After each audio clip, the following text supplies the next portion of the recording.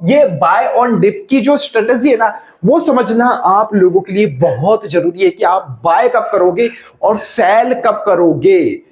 अब इसके अंदर से भी पूरा पूरा इन्वेस्ट नहीं करना है, पूरा पूरा इन्वेस्ट नहीं करना है भैया, बड़ी गलती हो जाएगी, बहुत बड़ी गलती यही होती है। हेलो फ्रेंड्स, मैं हूं आपके साथ में आपका दोस्त राहुल। पोर्टफोलियो के अंदर लॉस को कैसे कम किया जाए, इस टॉपिक के ऊपर आज हम बात करने वाले हैं, क्योंकि बहुत सारे लोगों का यही सवाल था कि सर हमारे पोर्टफोलियो के अंदर 15%, 20%, 25% तक का लॉस चल रहा है, तो इस लॉस को कम कैसे किया जाए। बहुत ही इंपॉर्टेंट सवाल भी मेरे को लगा कई लोगों ने भेजा था। अगर आपका भी यही सवाल है तो वीडियो को आप, मैं कहता हूं, कंप्लीट देख लेना यार। थोड़ा सा 5-7 मिनट निकाल के देख लोगे, आपका कुछ नहीं जाने वाला है, लेकिन आपका पोर्टफोलियो बहुत बेहतर हो सकता है आने वाले टाइम के अंदर। अभी कितना लॉस चल रहा है जरा लिख दो यार कमेंट पे। हाँ, लिखना जरूर कितना लॉस चल रहा है, वीडियो देख रहे हो तो, और इस चैनल से प्यार करते हो तो लिखकर बताना। आपका लॉस हो सकता है, मैं कम कराने की पूरी पूरी कोशिश करूं। टेलीग्राम से नहीं जुड़े हो तो जुड़ जाना, वहां पर नंबर है, और अपना पोर्टफोलियो आप शेयर भी कर सकते हो, क्योंकि आपका जो पोर्टफोलियो है उसके अंदर लॉस इन कारणों से कम हो सकता है। अगर ये चीजें आपके समझ में आ गई, बारीकी से आपने इन चीजों को समझ लिया, तो आपका लॉस, मैं कहता हूं सर 100% आने वाले 1 महीने के अंदर ही आपको नजर आ जाएगा कि पहले मेरा कितना लॉस था और अब कितना है। क्योंकि मार्केट अप एंड डाउन जिंदगी भर चलता रहेगा, लाइफ टाइम चलता रहेगा, कभी बढ़ेगा कभी गिरेगा, लेकिन आपका पोर्टफोलियो भी ज्यादा डगमगाएगा नहीं। पोर्टफोलियो पर असर तो पड़ेगा लेकिन उतना नहीं पड़ेगा। तो आज हम बात करेंगे कंप्लीटली ईटीएफ इन्वेस्टिंग को लेकर, best time for buy and sell. इसी से ही सब कुछ डिसाइड हो जाता है कि आप कब कब बाय कर रहे हो और कब कब कैसे सेल कर रहे हो। ध्यान समझना, शब्दों के ऊपर ध्यान देना, कब कब बाय कर रहे हो और कैसे कितनी क्वांटिटी में आप सेलिंग करते जा रहे हो, यही पूरा खेल यहां पर छुपा हुआ है sir. Only some ETFs in portfolio, ये सर मैं समझा समझा के थक चुका हूं कि सर भैया भरो मत यार, पोर्टफोलियो है, कोई कचरा का डिपो नहीं है कि आपने ला ला के उसके अंदर भर दिए भर दिए भर दिए। ऐसी गलती मत करो, क्योंकि आपका जो पोर्टफोलियो है सर, उसके अंदर एक लिमिटेड सेलेक्टेड अच्छे ईटीएफ्स ही रहेंगे, तो आप अच्छा बेहतरीन प्रॉफिट जनरेट कर पाओगे। अगर आपने बहुत सारे भर दिए, 20-20, 25-25 ईटीएफ, 30-30 ईटीएफ्स में देखता हूं पोर्टफोलियो के अंदर रहते हैं, क्वांटिटी भले ही कम कम हो, लेकिन पता चलता है उन 30 में से भैया 15-20 के अंदर प्रॉफिट नहीं है, लॉस में है, 10 में प्रॉफिट चल रहा है, तो सब कुछ बराबर हो जाता है। इन्वेस्टमेंट की स्ट्रेटेजी बताने वाला हूं कि कैसे आपको इन्वेस्टिंग करनी, जो लोग नए हैं उनको बेहतरीन तरीके से समझ में आएगी। तो इस वीडियो के अंदर हम कंप्लीट इन टॉपिक्स के ऊपर बात करने वाले हैं। ये मैं पहले ही बता देता हूं आपको कि भैया इसके अंदर आज हम ये चीजें सीखने वाले हैं, ताकि आपके लिए भी काफी हेल्पफुल रहता है। तो चलिए वीडियो की शुरुआत करते हैं। सबसे पहले हम बात इसी की करेंगे कि पोर्टफोलियो में कैसे हम क्या चीज ऐसी ऐड कर दे, या क्या चीज हम पोर्टफोलियो के अंदर करें ताकि सर हमारा जो पोर्टफोलियो है वो लॉस में नहीं जाए, और लॉस में भी जाए तो बहुत कम लॉस में रहे। उसके लिए एक शब्द आता है भैया, डाइवर्सिफाई। हमेशा मैं कहता हूं अपने पोर्टफोलियो के अंदर ये चीज होना बहुत जरूरी है। कैसे होगी, एग्जांपल के जरिए समझेंगे। बाय एंड सेल भी मैं करके बताऊंगा आपको कि कैसे आपको बाय करना है, कैसे सेल करना है, इन्वेस्टमेंट स्ट्रेटेजी क्या है। लेकिन शुरुआत हम पोर्टफोलियो से करते हैं। पोर्टफोलियो देखो, डाइवर्सिफाई जब होगा जब आप एक तरह से आप इंडियन मार्केट के अंदर इन्वेस्ट कर रहे हैं, जो कि अभी लगातार गिरता ही जा रहा है। एक आप करेंगे यहां से फॉरेन मार्केट के अंदर इन्वेस्ट, जल्दी जल्दी लिखने के अंदर राइटिंग बिगड़ जाती है। इंडियन मार्केट और फॉरेन मार्केट, दो तरह के मार्केट के अंदर आपको यहां आपका मिल जाता है। आपको चाइना की ईटीएफ, यूएस की ईटीएफ, मेन दो कंट्रीज की ईटीएफ के अंदर आप जा सकते हैं। और अभी देखेंगे इंडियन मार्केट डाउन है, सबको पता है पोर्टफोलियो अगर यहां इन्वेस्टेड है तो डाउन जाएगा, यहां इन्वेस्टेड है तो अप जाएगा, क्योंकि चाइना और यूएस ने बहुत तगड़ा अच्छा वाला रिटर्न दिया है। अब आप क्या करेंगे, पोर्टफोलियो के अंदर इंडियन मार्केट के अंदर भरेंगे नहीं 20-20, 25-25 ईटीएफ मत भरो सर। यहां आप 6 से 7 ईटीएफ रखो, यहां आप रखो 3 से 4 ईटीएफ, बस यही खेला करना है। 3 से 4 ईटीएफ, 6 से 7 ईटीएफ। 3 से 4 ईटीएफ की झलक आप देखिए साइड में टेलीग्राम के ऊपर। हैंग सेंग बीज हम प्रॉफिट में शानदार है। MON 100 हम बहुत अच्छा प्रॉफिट जनरेट करके निकल रहे हैं। बार बार मैं बताता रहता हूं टेलीग्राम चैनल के ऊपर, इसलिए कहता हूं ये टेलीग्राम चैनल ज्वाइन करके रखो, फ्री ऑफ कॉस्ट, कोई पैसा मैं ले नहीं रहा हूं, तो आपका कुछ जा नहीं रहा है। ज्वाइन करने से कुछ नॉलेज आपको मिल ही जाएगी काम करने वाली। अब चलिए आगे बढ़ते हैं कि पोर्टफोलियो डाइवर्सिफाई हो कैसे सकता है, आखिर क्या ईटीएफ्स हम पोर्टफोलियो के अंदर रखें। आ जाओ जी भैया, इसके ऊपर भी आ जाते हैं। अभी देखिए एक एग्जाम्पल मैंने देकर बता रहा हूं, एक एग्जाम्पल के जरिए है। ये इंडियन मार्केट है आपका और ये फॉरेन मार्केट है आपका। अगर कुछ आपको पढ़ने में दिक्कत हो रही हो तो वीडियो को एचडी क्वालिटी में कर लेना, और बहुत ही जल्दी ये दिक्कत भी आपकी सॉल्व मैं करने वाला हूं, क्योंकि हमारा एक नया स्टूडियो हम प्लान कर रहे हैं। अब देखिए इंडियन मार्केट के अंदर आपने ले लिया सर निफ्टी 50, यानी भारत की टॉप 50 कंपनीज, एक ETF काउंट करते जाना, एक ETF। फिर आपने मिड कैटेगरी के अंदर गए कि भैया आप थोड़ा सा रिस्क लेंगे और थोड़ा सा आप रिटर्न अच्छा लेकर चलेंगे, तो मिड कैटेगरी के अंदर आपने अच्छे ETF सेलेक्ट कर लिए हैं। फिर आप गए भैया स्मॉल कैटेगरी के अंदर कि नहीं भैया हम तो थोड़ा सा रिस्क ज्यादा ले सकते हैं और हमको प्रॉफिट भी अच्छा चाहिए, तो स्मॉल कैटेगरी जिसने 60-70% तक का ETF के अंदर रिटर्न बना के दिया है सर एक साल के अंदर, और निकाला भी है हमने। फिर हम लेंगे, अब देखो एक ETF, दो ETF, तीन ETF हुए हैं आपके पोर्टफोलियो में अभी तक। सेक्टर वाइज आप यहां से 2 से 3 ETF पिक कर सकते हैं। इसमें गोल्ड एंड सिल्वर नहीं है, गोल्ड एंड सिल्वर तो आपके लिए भैया कभी भी आप बाय करो। बाय कैसे करना है, सेल कैसे करना है वो बताऊंगा आगे।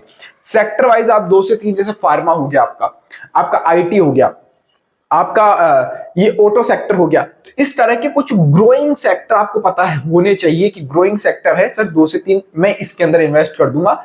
तो टोटल आपके यहां पर 5 ETF हो चुके हैं। भरना नहीं है पोर्टफोलियो को ETF से। इधर आ जाओ जी भैया, फॉरेन मार्केट के अंदर आ जाओ। हमने पिक कर रखा है MON100 एक ETF। अब बाय कब करना है, सेल कैसे करना है, ये बहुत डिपेंड करेगा, ये आगे बताऊंगा।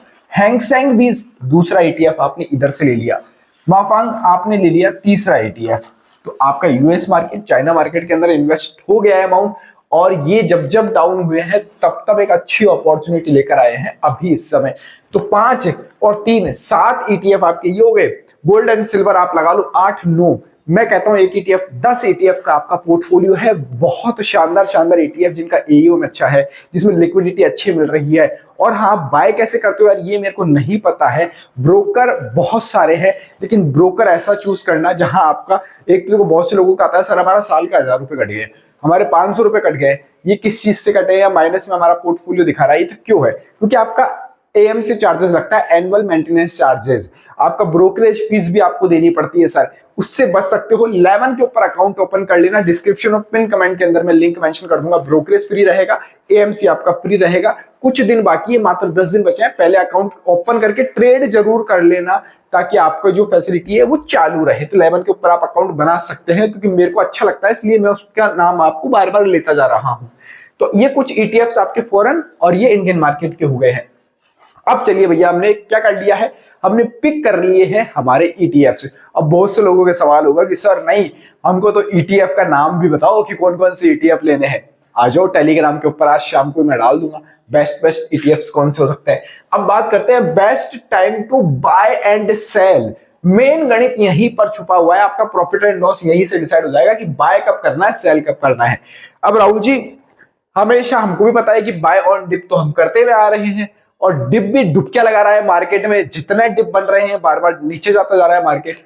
तो भैया इसका एक गणित है, एक स्ट्रेटेजी है, वो समझो आप। ये बाय ऑन डिप की जो स्ट्रेटेजी है ना, वो समझना आप लोगों के लिए बहुत जरूरी है कि आप बाय कब करोगे और सेल कब करोगे। अब सर ये तो सभी को पता है कि हम बाय ऑन डिप करते हैं, लेकिन इसकी भी एक स्ट्रेटेजी है कि आपने जब ETF अपने टॉप से 3% डाउन है तो आपने पहली बार बाइंग ले ली है 3% डाउन पर।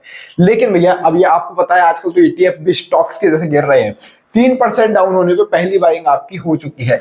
अगर वही ETF नीचे जाता है और नीचे जा रहा है, अब ये 3% तो टॉप से गिर चुका है, अगर उसके बाद भी 5% गिर जाए, उसके बाद भी टॉप से 5 नहीं 3% गिरने के बाद भी 5% गिर गया, तो आप इसमें एवरेज करेंगे, इसमें एवरेज करेंगे। अब कैपिटल को कैसे यूज देना है भैया, एवरेज के लिए पैसे नहीं बचते, वो भी बताऊंगा, इन्वेस्टमेंट स्ट्रेटेजी भी बताऊंगा, देखते जाओ आज आप। 3% 5% गिर गया, अब ये टोटल गिर चुका है सर 7%, 8% गिर चुका है, 8% गिर चुका है। अगर अब ये गिरता है, अगर अगेन ये सर 6% या इससे ज्यादा गिर जाए तो आप तीसरी बार बाय करोगे। अब कितना हो गया है टोटल, तकरीबन 6% इधर गिर गया, इसके बाद में 6% गिर गया, 3 यहां गिर गया, 5 गिर गया। शायद ओवरऑल मार्केट अगर लार्ज कैप का देखा जाए तो अभी इतना ही गिरावा वाला है। तो इस तरह से आपकी बाइंग की रहेगी। अब आप बोलो कि नहीं सर मार्केट गिरता जा रहा है, हम तो भैया बैठे हैं कि कब मार्केट एक सपोर्ट जोन पर आए और हम तो वहां बाय करेंगे। ऐसा कोई बाय नहीं कर सकता है, कोई बाय नहीं कर सकता है। इसलिए आपको एवरी डिप के ऊपर एंट्री लेनी ही पड़ेगी, एवरी डिप के ऊपर आपको एंट्री लेनी ही पड़ेगी। अब ये रही बाइंग की बात कि इस तरह से आपको बाय करना है। अब भैया आ जाओ सेल के ऊपर, ये सेल कब करेंगे। अगर मान लो आपने 3% गिरावट के ऊपर बाय कर लिया है, अब आपको सेल करना है 5% अप होते ही आप सेलिंग ले सकते हो। अगर आपका लॉन्ग टर्म होराइजन नहीं है, भैया कई लोगों का है लॉन्ग टर्म हमको इन्वेस्ट करना है, लॉन्ग टर्म हम जाएंगे, शॉर्ट टर्म में हमको नहीं है, लेकिन लॉन्ग टर्म है तो फिर आप पैसा डाले जाओ डाले जाओ डाले जाओ, प्रॉफिट बुक करना ही है। अगर शॉर्ट टर्म है कि नहीं हम तो 1 साल 2 साल के अंदर पोर्टफोलियो अपना बेचते जाएंगे, सेल करते जाएंगे, बेचते जाएंगे और बाय करते जाएंगे। उसके लिए देखो 5% अगर आपका अप गया, प्रॉफिट बुक हो रहा है, 5% बुक कर लो, लेकिन पूरा नहीं करना। मान लो आपकी 200 क्वांटिटी है किसी ईटीएफ के अंदर, अब ये 200 क्वांटिटी में से 5% आपको प्रॉफिट दिखते ही आप, मैं कहता हूं 40% क्वांटिटी आप सेल कर दो। 40 से 50% क्वांटिटी आप सेल कर दोगे 5% प्रॉफिट पे। अब मान लो इसी के अंदर आपको 10% प्रॉफिट नजर आ रहा है, 10% प्रॉफिट नजर आ रहा है, तो यहां 40 कर दी, फिर आप अगेन यहां पर 30% क्वांटिटी और निकाल दो। अब शायद मेरे ख्याल से 40, 50, 60, 70, जब 70% क्वांटिटी आप निकाल दोगे तो आपकी जो कैपिटल लगी थी ना, आपने जो 200 क्वांटिटी के अंदर पैसा दिया था, ये आपका पैसा निकल जाएगा। अब बची हुई है 30% क्वांटिटी और ये 30% क्वांटिटी सर आप लॉन्ग टर्म रखो। आपका क्या जा रहा है, आपका कोई पैसा लगा नहीं है। मान लो 200 क्वांटिटी के अंदर आपने 200 रुपए लगाए हैं, एक एग्जांपल के जरिए बता रहा हूं, 200 रुपए में 200 क्वांटिटी किसी ईटीएफ की नहीं आती है, 200 रुपए लगाए हैं। अब आपने इसके अंदर से 30% छोड़ दिया सर, 30% छोड़ दिया, जो कि अब आपका ये लॉन्ग टर्म चलता रहेगा, चलता रहेगा। ये ईटीएफ चाहे से अब 5% डाउन जाए, 50% अप जाए, लेकिन ये 5 साल 10 साल आप फॉरवर्ड इसको कर लोगे, अच्छे ईटीएफ है तो आपको बहुत तगड़ा वाला रिटर्न ये बनाकर दे देगा।